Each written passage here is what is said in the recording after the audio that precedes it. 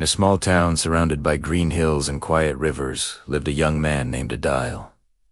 From the outside, Adeel seemed like everyone else, hardworking, respectful, and kind. But deep inside, he was his own greatest enemy. He doubted himself at every step. When opportunities appeared, Adeel's heart always whispered, "You are not ready.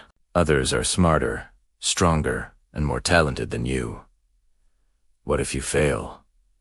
What if people laugh?" So, instead of trying, he stepped back, convincing himself that success was meant for others, not for him. One evening, his mentor, an elderly teacher known for his wisdom, invited Adeel to his house. The teacher had guided many young men and women who later became leaders and thinkers, and he knew Adeel had potential hidden under layers of fear. When Adeel arrived, he noticed the room was simple books stacked on shelves, the fragrance of tea, and in the middle of the room, one plain wooden chair. Nothing else. The teacher pointed to the chair and said gently, "Sit." Adeel sat down, unsure of what lesson was about to unfold. The teacher asked, "Now imagine someone greater than you is sitting in this chair. Imagine a famous leader, a successful businessman, or a powerful person. How do you feel?" Adeel's shoulders sank. "I feel nervous. I feel small. I feel like I don't belong here." The teacher nodded calmly. "Good. Now stand up."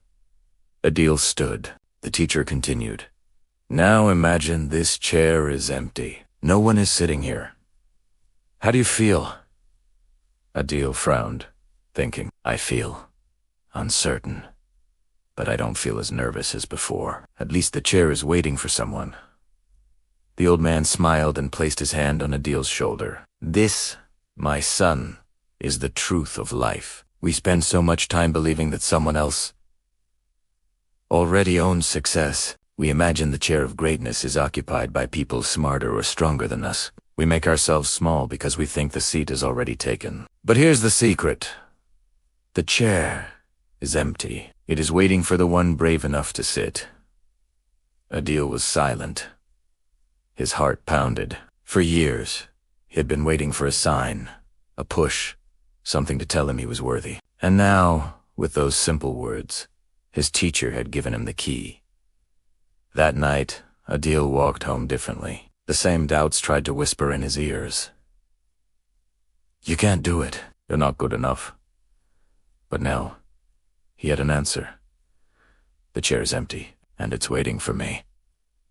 Slowly, he started to take small steps forward. He spoke up in meetings where he once stayed silent. He applied for opportunities he once ignored. He pushed himself to learn skills that frightened him before. Each time, fear returned.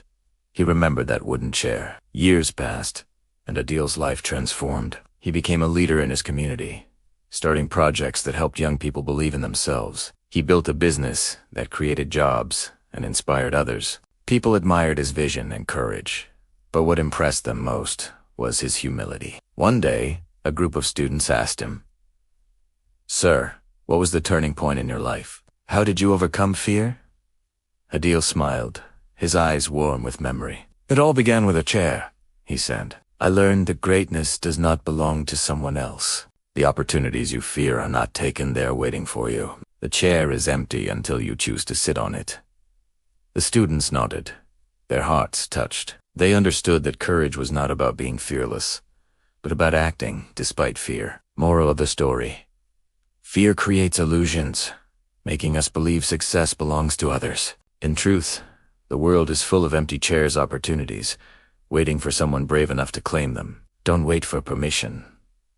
Don't assume others are more deserving. Sit in your chair and let the world see the strength within you.